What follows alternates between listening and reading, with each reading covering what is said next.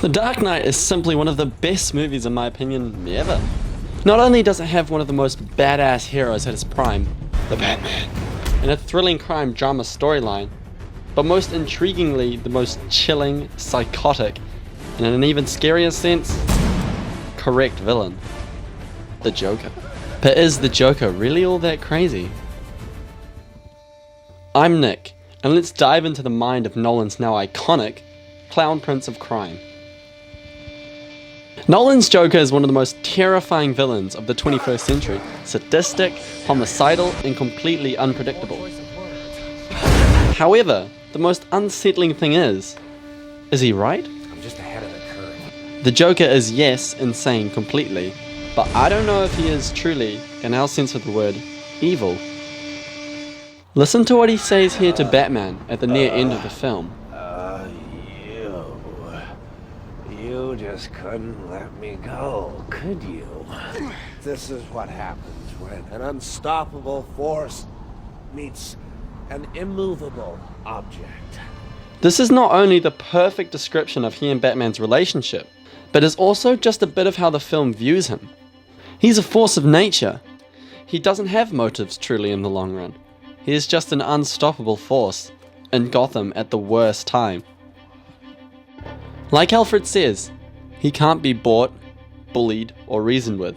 He doesn't abide by what we consider our moral high grounds and our rules.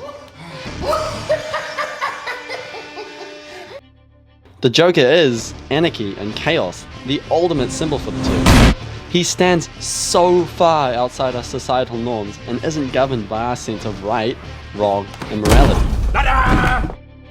You could say from the viewpoint of one who doesn't know about his evil acts, that he understands us better in his immoral world than we understand ourselves.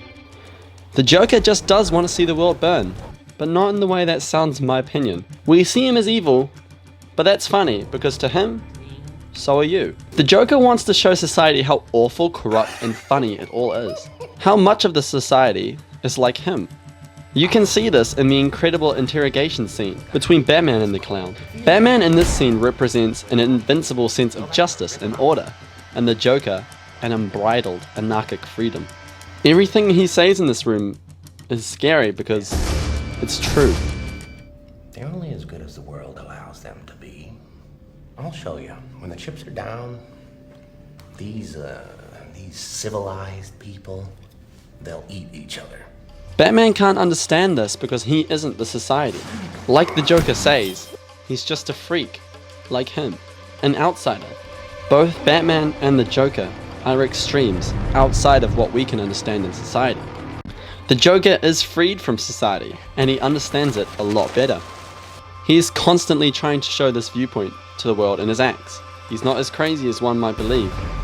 By saying if one man isn't killed, he'll blow up a hospital, he manages to turn our society so far onto its head.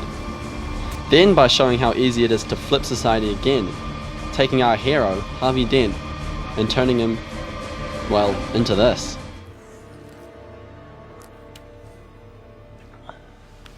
His vision coming completely and flawlessly to fruition in The Dark Knight Rises. In our eyes, he is pure evil, but in his own reckless abandon, he sees himself as simply a dog chasing cars. He's free to do as he pleases.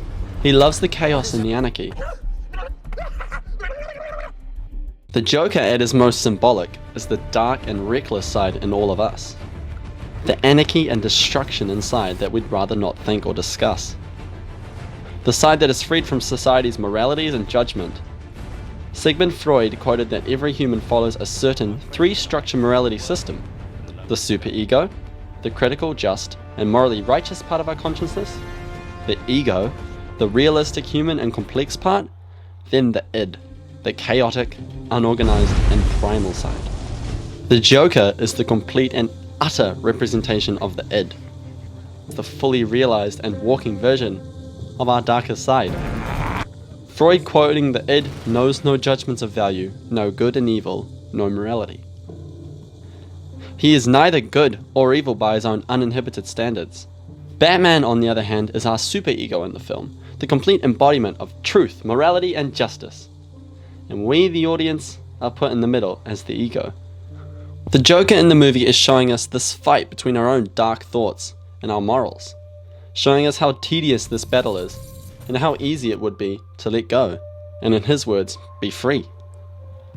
Showing us the nature of society's rules and the ones we make up for ourselves. Giving us a dark look into a world where the chips are down, and in that world, we eat each other. Showing us the joys of the chaos and the anarchy. The Joker is daring us to live without our rules and constructs.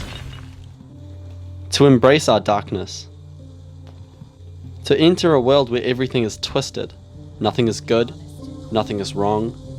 To enter a world without rules.